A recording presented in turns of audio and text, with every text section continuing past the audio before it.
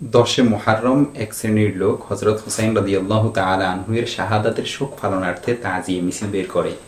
ধারণা করা হয় এই টঙে হযরত হুসাইন রাদিয়াল্লাহু তাআলা আনহু-এর রূহ সমাসীন থাকেন। তার কবরের আকৃতি থাকে, শোক মিছিলের সামনে তাজিয়া টং থাকে, এর পদদেশে নজর নিয়াজ পেশ করা হয় এবং এর সামনে হাত জোট করে দাঁড়িয়ে থাকা হয়। আরও বিভিন্ন কর্মকাণ্ড করে থাকে তারা।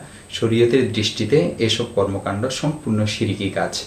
হযরত হুসাইন রাদিয়াল্লাহু তাআলা আনহু-এর রূহকে হাজির মনে করা, সেখানে নজর নিয়াজ পেশ করা, হাত জোট করে দাঁড়ানো, প্রত্যেকটি কাজে শিরিক। এছাড়া এই দিনে শোক মিছিল বের করা, হাই হুতাশ করা, বুক ছাপড়ানো ইত্যাদি সম্পূর্ণ মন গড়া এবং ভিত্তিহীন, যা বিদআত। দেখতে পারেন এমদাদুল ফাতাওয়া 5 নং খণ্ড 332 নং পৃষ্ঠা এবং 336 নং পৃষ্ঠা, আহসানুল ফাতাওয়া 1 নং খণ্ড 393 নং পৃষ্ঠা।